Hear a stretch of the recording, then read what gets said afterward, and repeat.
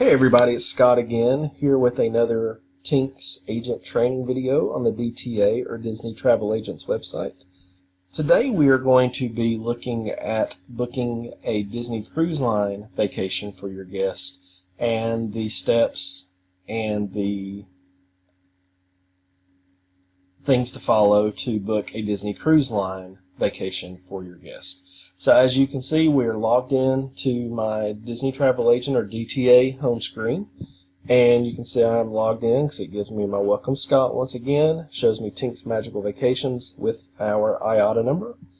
And what we're going to do here is on this top navigation bar it's usually always going to default to Walt Disney World. We will select that and select Disney Cruise Line. Now when this happens, you're going to see that whole navigation bar will change.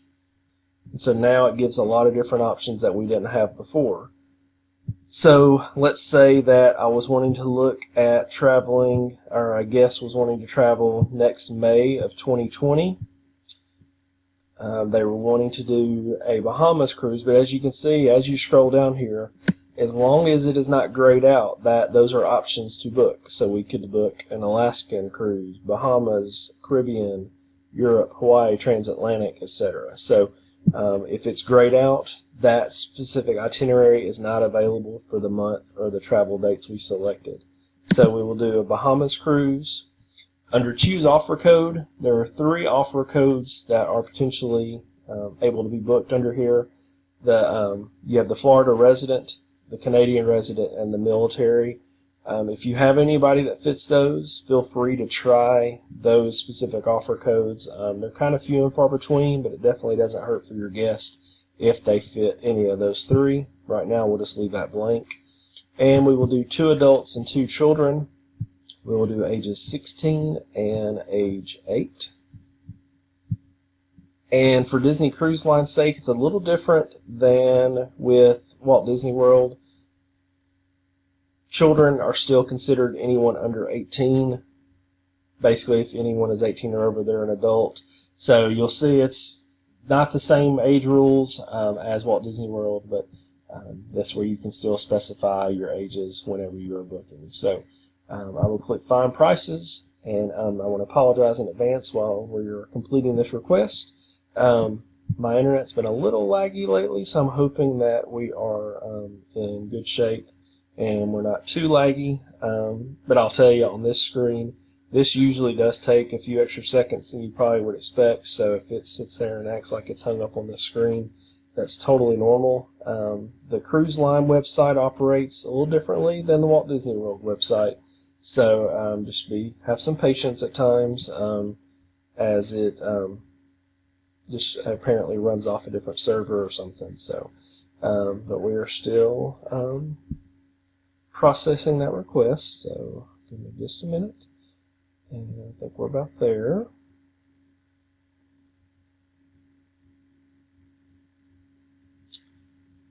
And while we're waiting, I do hope that the Walt Disney World reservation booking video was helpful to you, and that it made sense and easy to follow. It's the same with this video. So but once we are on this screen where it says select your cruise, you're going to notice this, from this point on, it looks very different from the consumer or the regular customer website. So it's going to take some getting used to if you're used to booking on the regular website versus the DTA site. But if you look, it's going to tell you, based on the search criteria, 2 adults, 2 children, May of 2020 for the Bahamas, there are 11 potential cruises that we can select from. And as you look at these cruises, as you hover over them, it will actually give you a real quick snapshot of the cruise, telling you the number of nights in the itinerary, what itinerary, from what port, and what ship. And it also gives you a quick rundown on the actual itinerary. So you can see as I hover over each one, there's a 4-night from Miami, and instead of Nassau, it has a Key West day. So kind of gives you a way to look at the itineraries without actually having to get too deep into them. So that's very nice. So let's say that my guest wanted to travel on the May 11th of 2020 out of Port Canaveral, the 4-night Bahamian. So I will pull that up and show you how to look through each of these screens. Okay, and we know that we are on this one now because this is kind of that has that yellowish orange highlight to it. And as long as options are not grayed out right here at the top, that means there are staterooms available. So for this specific cruise, there are still inside Ocean View staterooms with verandas and concierge with verandas all available. And as we go through, for example, in this inside staterooms, you see there are 2 categories remaining, an 11C and 11B, and it shows you those prices. And as I click on them, it will actually change the total price over here on the right side of the screen. But let's say that my guests that are traveling want a veranda, and they would like one of the category 4Es, the extended verandas on deck 5. That's actually one of my favorites. But once I select that, you can see here it gives you a breakdown of your actual cruise fare for the four people. Plus it gives you your taxes, fees, and port expenses for your grand total. So once you have selected the specific category of stateroom you would like, click Next.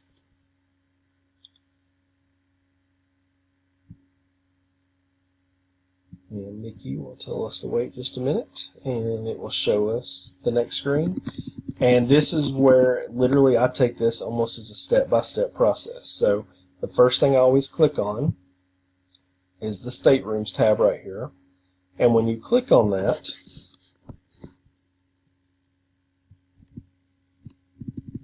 it will show you once again that you have a category 4E selected. And we could change that if we needed to. And right now, it shows no stateroom is selected. So if you have a specific stateroom or wanted to see what staterooms are available, this is where you click Select, and it will actually tell you and show you what options are available to book from.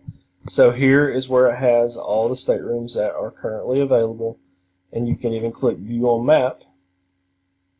And sometimes the map's finicky. Fingers crossed it will pull up here.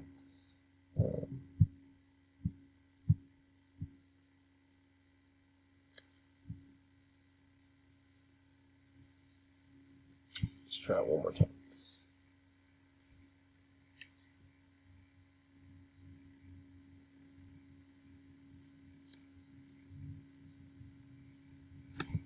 If I click View on Map, see if it does for us this time.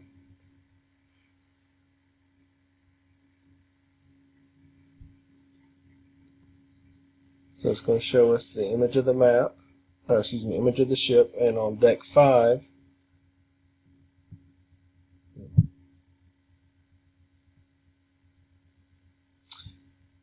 it's not showing us the exact location of the rooms, but this is where you could hover over and see the staterooms, that the location of each stateroom. And then another thing I like about looking at the map view right here is it actually shows you if they are connecting. So for example, stateroom 5530 connects to stateroom 5532. So that's something, especially if you have a multiple stateroom reservation going on and they would like the connecting rooms. This is a real quick and easy way to make sure that yes, in fact, they are connecting.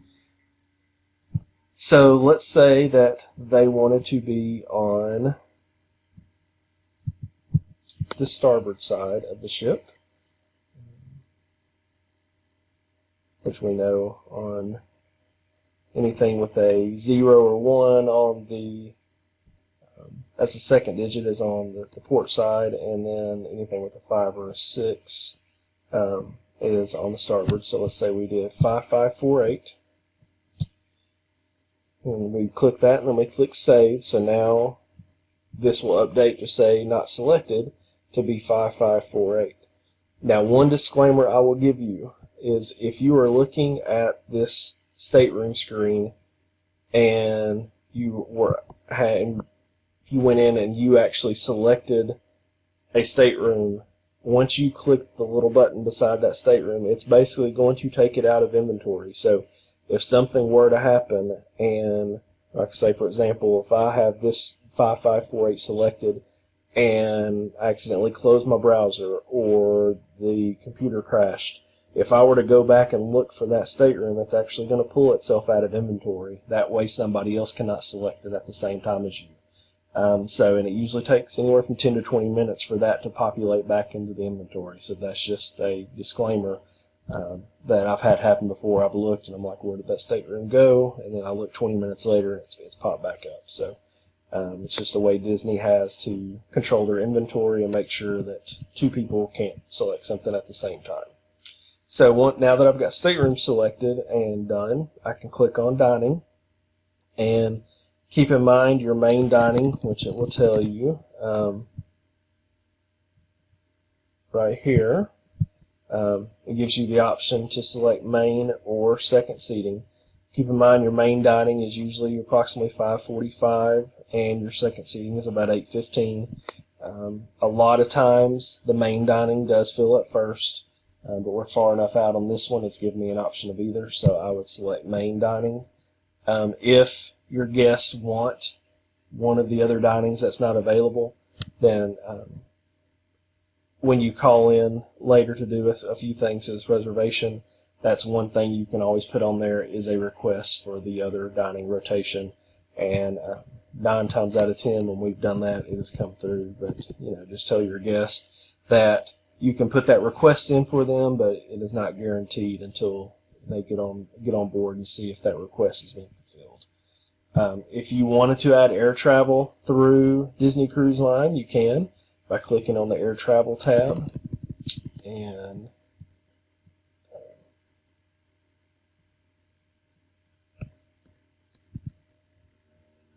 it's not giving me the option right there, so I'm just going to kind of skip past that for a second.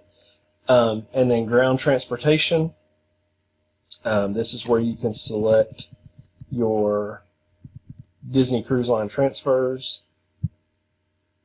and you click add ground transfers, and let's say that they already had their flights booked and they want Disney Cruise Line to pick them up at the airport, transport them to Port Canaveral, then upon return they will leave the port and go straight back to the airport.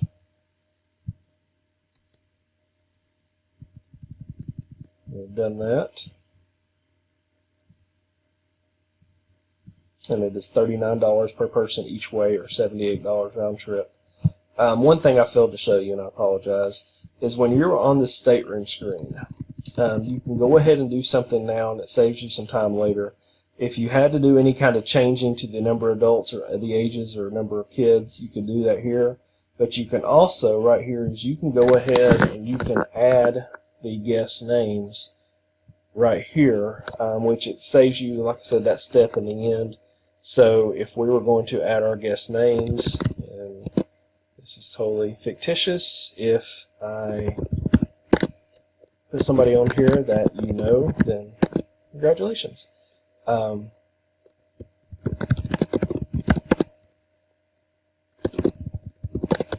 we can go ahead and put their first and last name in there. You have the option later on, I'll show you to actually input middle names, but that's just one quick thing you can do now, and as you see now, it updates the guests there with Mark, Lily, Mike, and Anna. And the last thing before we kind of get into step 2 is going to be any specific requests, whether you want to add an anniversary celebration, bed rails, a birthday celebration, honeymoon, etc.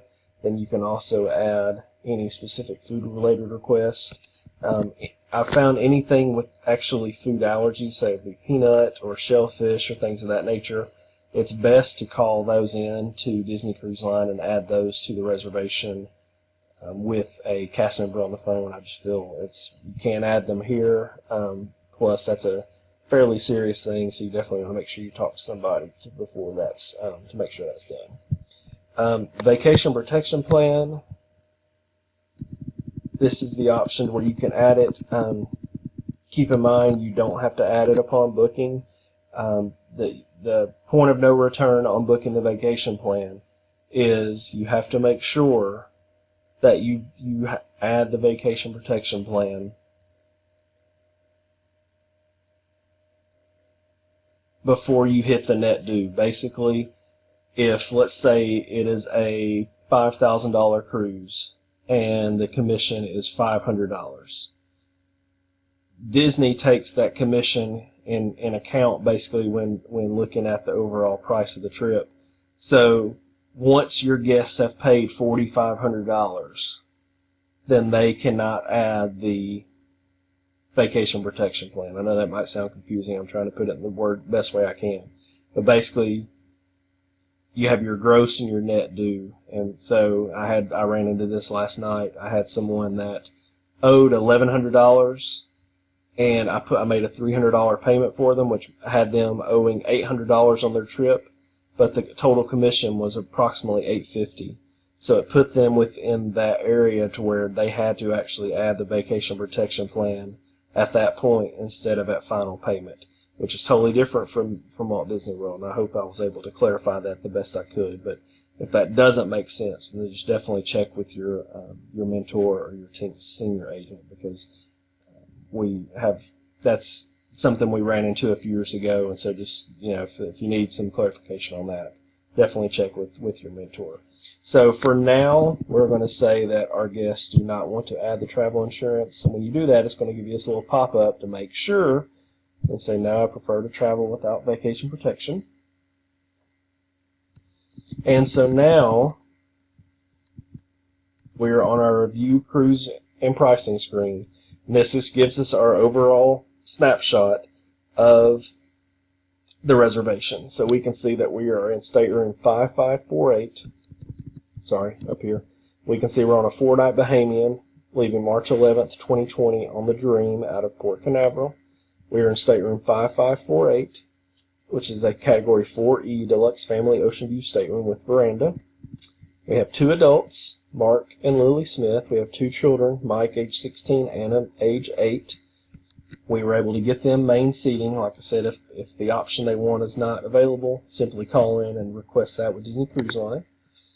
We have added their ground transportation. We did not add the vacation protection plan. So as you can see,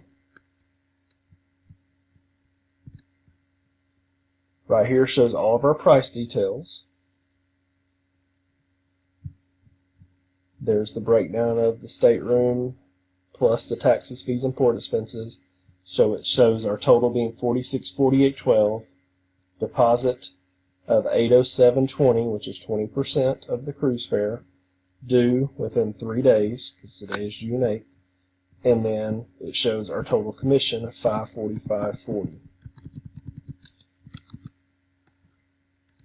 Once everything that has been checked off by your mentor if needed, and your guest is good with that quotation, then you can go ahead and select next. For today's sake, we will go ahead and just put this trip on hold.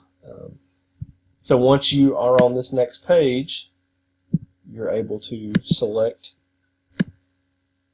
yourself on this drop down, and it will update with your agency email. You can also put in your guest email here, which I'll just put mine again, and click continue.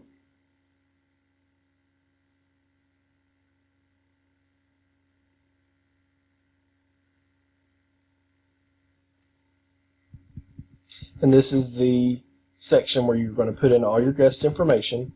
So basically, as you look, anything that is in that yellowish color is a requirement. So we will go ahead and make sure we put in all of our information. For cruise line, you will need to make sure that you do have your clients or your guests' birth dates, because those are required by Disney Cruise Line at the time of booking. And like I said, we're just going to kind of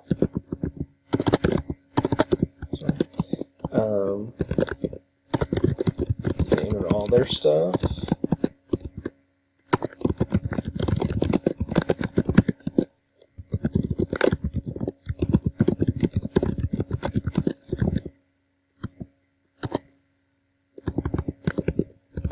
So you can have all that in there. If they have cruised prior, with Disney Cruise Line and have a Castaway Club account, you can put their number in there. If not, then you can call in and add that, or a lot of times it will actually automatically link it to the reservation if everything is entered the same as their name and address. You do not have to put the passport number in. If they did give that to you, feel free to put that in, but that is not required at the time of booking. They can always add that later during their online check-in. And so we're going to add the other information for these. And as long as the addresses are the same, you don't have to worry about putting the address, email, phone number, all that can stay the same. Same with travel information with the passport number.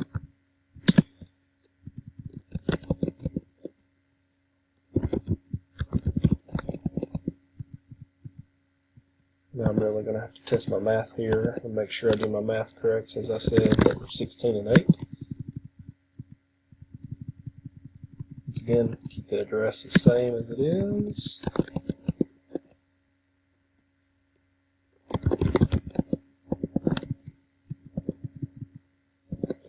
So she was 8. At the Tomaselli. I'll guesstimate it. And then keep the address the same and click next. I'm on incognito mode on Google, by the way, which is why I think it keeps asking me to do the flash. So, okay. And so as you can see here, now we're on the payment screen, and it shows us once again our stateroom information, the deposit that's due, their total is due by February 11th of 2020. And we can either hold the stateroom for 3 days, we can pay the deposit only, or we can pay the full payment. For today, we're going to just hold it. For the deposit only or the full payment, you'll just select the card type, the card number, expiration, the name, cardholder name, and then their billing address. If it's the same on that you put on the home screen or the screen previously, then you can just select that. But if it's a different billing address, that's where you would select new address and enter that. But for today's sake, we are going to do just the hold. And so it shows me that the deposit is due within 3 days because we are holding it for 3 days. And you want to make sure that you are well versed in the terms and conditions. And pass those on to your guest. And one of the best ways to do that is just forwarding the copy of the reservation to them, because all of this stuff is in the reservation. So once you have read through that, click I have read and agree to the terms and place on hold.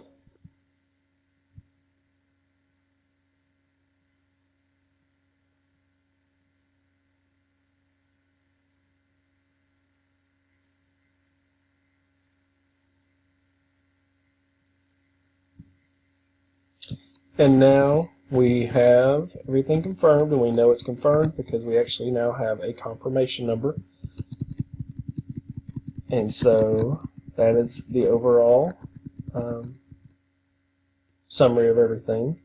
Now, one other thing I will tell you is for your onboard credits, I'm going to pull up, I have my onboard credit PDF saved.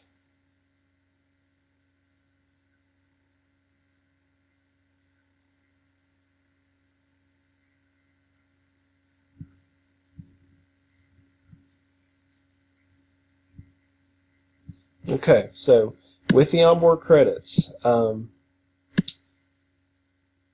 basically, and this is located on the Teams Drive on Google Drive, but with the onboard credit, the way you figure the onboard credit is you take the cruise fare. So basically, I'm taking these amounts right here. This does not include any add-ons, taxes, fees, etc., and we know that.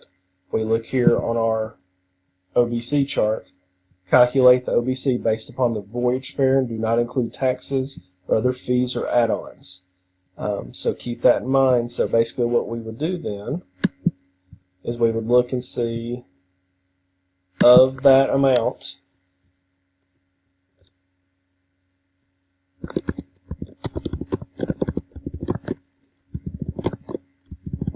So that puts us at a cruise fare of $4,064. So I will then go over to my chart for $4,064 and see that it falls right here within this category. And keep in mind, we have new bookings or an onboard booking or a transfer. So this would definitely apply to a new booking. So this family would receive a $150 onboard credit, which we would put on Tess under the Pixie Dust tab for Kristen and Beth to know that's the amount to call in prior to their selling. So the way this is figured out, just for your records, is you take the total commission. So we take our $545.40. You will go ahead and do your commission percentage. So let's say you're at, I'm just going to go low, say you're at 50%. So that is a total of $272.70. That is your commission, and then the onboard credit comes off the top of your commission. So we would take that and subtract $150. So your commission for this cruise would be $122.70. The onboard credit is $150. So that's just something I want to make sure everybody's clear on. Also, whenever you have booked a Disney Cruise Line vacation, you will, unless things change, which they say that it is it's different in the system, but I always call just to confirm it. But you will need to call after you complete the booking and request that the travel documents be sent to the guest home address. By default, they go to the Tink's address, to Kristen's house. But I always, even though in the system it's supposed to be set up, that's something I always still do, is call in and request that those documents go to the home address. Also, like I said, when you're calling in, that is a time you can put any dietary request, any specific dining rotation requests for the guest, any if you have any servers that they'd like, if they're return guests, all those kind of requests can be made over the phone with Disney Cruise Line. That way you can make sure you're getting whatever requests, and please be sure to tell your guests that Disney cannot guarantee those requests, and that they are purely requests, and Disney does what they can, but they are not guaranteed. So once that is done, we will save these as PDFs. So if you look at the very bottom, you've got your print guest version, and this is basically going to be the version of the PDF that does not have the commission on it. And once again, I'm just saving this as a PDF, and we can see if we scroll down over here, it's just got the grand total, the deposit due, and the remaining balance. The commission is not listed, so we're going to save this.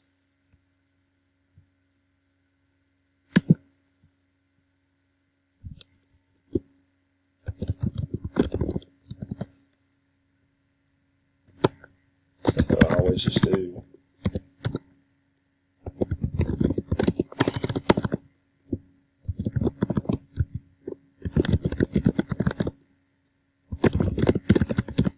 So I always do the hold, put the name of the family, the destination, the date they're traveling, and guest or agency copy. So once I do that, then I can click and print the agency copy. And we know that is the agency copy because as we look at the bottom, it actually lists our commission right here, so we know that is the agency copy. And I can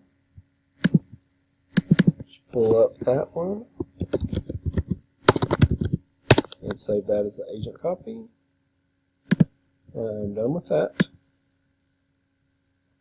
So that part is done.